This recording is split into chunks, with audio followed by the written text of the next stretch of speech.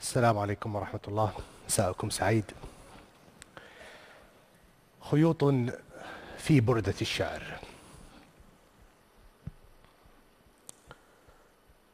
رميت بنفسي يا بحور غوايتي، بملء جنوني أو بملء إرادتي فلا فرق عندي، إنك القدر الذي به سوف تمضي بي فصول روايتي.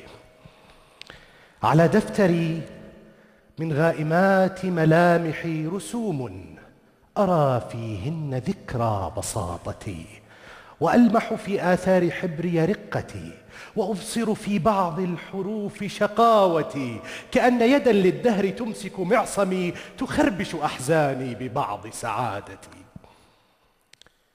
أعيذك من شكي بأنك ما مضى ويومي الذي أحيا، وأنك غايتي، وأنك في عيني كبعض دموعها، وأنك في النعماء جل لذاذتي، وأنك تمتدين في العمر لم أزل أقلب نفسي فيك منذ بدايتي.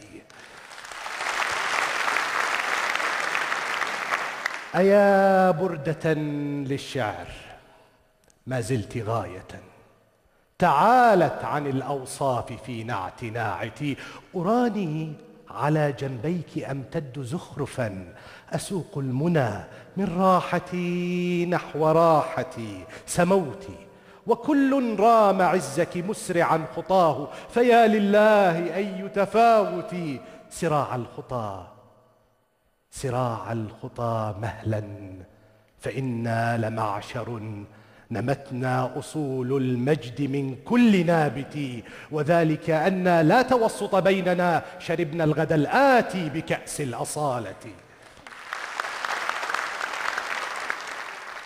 ترى العدل أمنا بات في ظل دوحة سقاها الأولى من سيدات وسادة، وإنا إذا ما الضيم شد لثامه تسيغ له الأهواء بغت المباغت، تضج دم القعقاع فينا مناديا ألاق الربال ظهر مهري والآمة.